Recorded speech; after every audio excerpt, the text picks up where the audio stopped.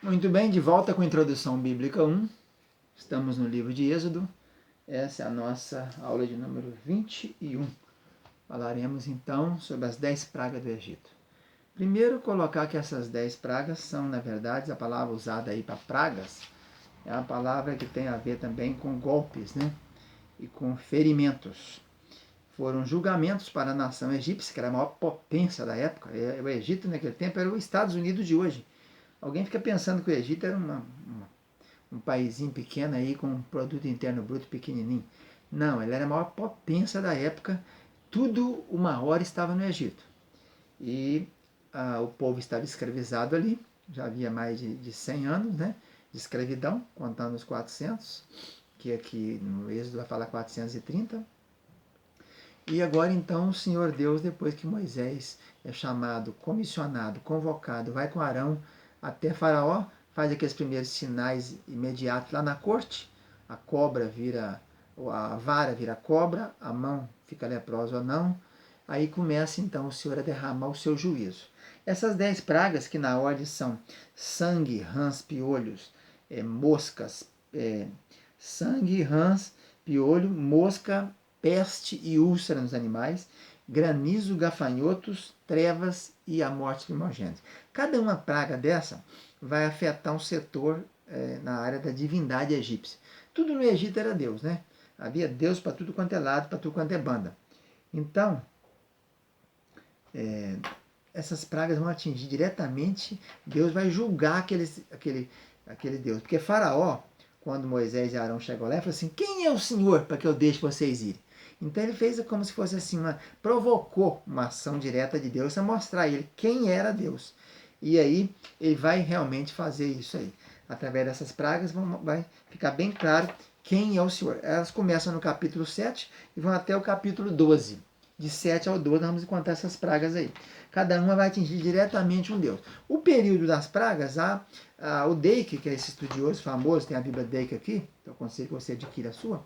Ele fala, fazendo as contas pelos dias, achou 26 dias descritos aqui nesses capítulos, falando que um dia depois, 7 dias e tal, 3 dias de treva, ele contou, deu 26. Ele calcula então que as pragas tenham durado 60 dias. A cronologia de Ussher e o povo da cronologia teológica acredita que é mais ou menos no espaço de um ano. Essas pragas aconteceram no espaço de um ano, que teve algumas lavouras que foram atingidas, né? Lavoura de cevada, lavoura de linho e depois outras mais. Então o cálculo é esse aí, de 2 meses até um ano, essas pragas ocorreram no Egito. Então vamos lá então. Quais seriam essas pragas? Primeira praga, a praga que vai atingir o sangue no Nilo. Então, o primeiro atingido é o rio Nilo. O rio Nilo era um deus para o Egito, né? O próprio Heródoto, um escritor muito antigo, dizia que o Egito não existiria sem o Nilo. O Nilo era o pai do Egito, né? Porque as enchentes inundavam as laterais e deixavam ali aquelas humus, né? Aqueles brejozinhos, onde se plantava e era o celeiro da humanidade naquela época, né? Então, as pragas começam pelo Egito. E a água transformada em sangue já atinge o primeiro deus deles, chamado Deus Hapi, o deus protetor das inundações do rio Nilo. Então esse rio Nilo, que era considerado Egito, agora de repente virou sangue. E não só teve sangue dentro do Egito, dentro do Nilo, como também tinha nos tanques do lado. Antes de entrar desse aqui, tem que fazer uma observação importante. Quando Deus chamou Moisés e falou que não podia ir, que ele era pesado de boca e tal, e não era erudito, e o povo do Egito tinha uma predileção muito grande pela erudição, Moisés tinha estudado isso, né, essa retórica, que é a arte de falar em público, e ele diz então que mandasse por mão de alguém. Deus falou então, pega a sua vara e leva ela, que a vara de Deus vai estar com você, e você vai fazer milagre no Egito. O importante é que os primeiros milagres foram feitos com a vara de Arão, e não com a de Moisés. Moisés só atuou na praga número 9, 7 e 8, no granizo e no gafanhoto, que fala que é a vara de Moisés, lá em Êxodo 9, 23 e 10, 13. A primeira praga do sangue foi Arão que bateu a vara no Nilo. A segunda praga das rãs foi a mesma coisa, Arão de novo.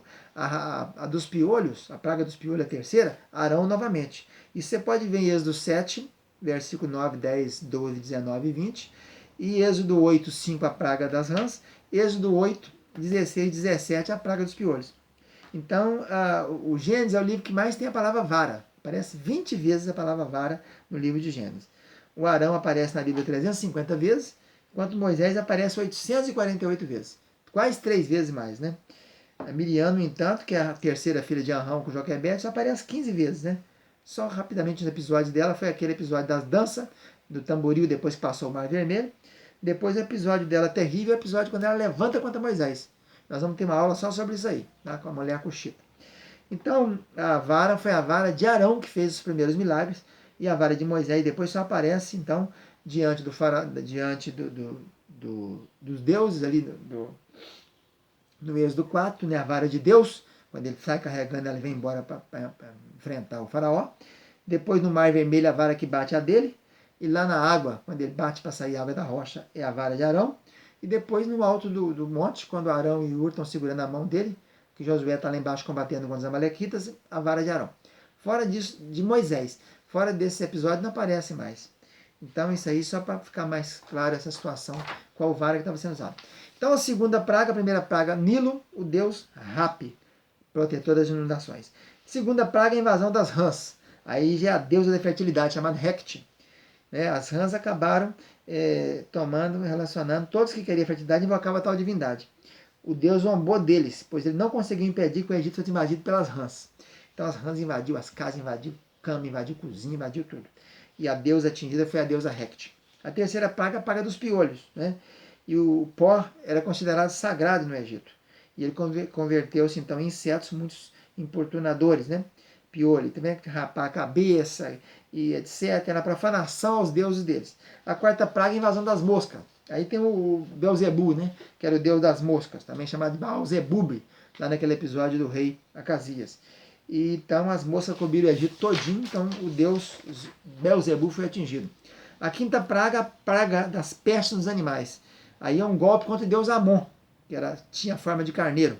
Ele, no Baixo Egito, ele era adorado em forma de touro ou bode. Na sexta praga, a úlcera, em Êxodo 9, um duro golpe contra o deus Tifon. Essa divindade protegia os egípcios contra qualquer ferida que fosse causada por qualquer coisa. E todo mundo ficou cheio de úlcera e úlcera matou muita gente. A sétima praga, a saraiva, fogo, trovão, gelo e tal. Essa praga foi um golpe contra a deusa Serapis, essa protetora da lavoura, porque a lavoura foi toda embora. A tempestade de trovões, raios e saraiva devastou a vegetação e destruiu as colheitas de cevada e o linho. E matou muitos animais também. Então, o termo trovão aí, no hebraico, aí, quer dizer vozes de Deus. A oitava praga é a invasão dos gafanhotos. Aí foi o deus, além de Serapis, a deusa Ísis. A Ísis também protegia a vegetação das terras. E os gafanhotos comeram tudo. O que sobrou da outra praga, da pedra de gelo e do fogo, o gafanhoto acabou. A última praga, penúltima praga das trevas, atingiu diretamente o deus Ra, que é o sol, O próprio faraó era filho do Ra, E o homem não conseguia ver. Alguns dizem que essa praga aqui, das trevas, foi uma tempestade de areia, igual tem na China hoje em dia, Volta e meia, Beijing ou Pequim, que é a capital chinesa, o deserto joga tanto vento ali, que ninguém enxerga nada, vira noite, o dia vira noite. Porque era tão espessa que ninguém enxergava um dedo na frente, Só ali, porque na terra de Gozém não havia, tudo luz normal. Então foi o deus Ra. E a última praga atingiu o próprio faraó, que também era chamado de Deus na época, Porque todos os primogênitos foram mortos. Agora, depois de cumprido um ano aí, e também veio a lei da semeadura. Se esse faraó começou matando os primogênitos, jogando no Nilo, agora acontece o quê? Os próprios primogênitos deles são mortos. A lei da semeadura é essa: plantou arroz, colhe arroz. Plantou feijão, colhe feijão. Então o Egito plantou matar primogênitos nossos, matar as crianças, os meninos do sexo masculino, é isso? E aí tem aquela história de Sifra e Puá, aquelas duas parteiras que ajudaram as mulheres hebreias, Aí nós encontramos a lei da semeadura. O faraó colhe agora. Todo primogênito morreu. E além desse primogênito dos pais e do ser humano, morreu também primogênito do gado, dos animais. Primogênito de cachorro, primogênito de cão, primogênito de porco, morreu tudo. Então as pragas, cada uma atingiu um deus, o período mais ou menos de um ano. O faraó, então, no final, vai dando a sessão. Agora, antes de acabar isso aí, temos que falar um pouquinho sobre as 4 propostas de Faraó, Faraó, depois dessas pragas aí, conforme elas vão acontecendo, ele começa a ceder.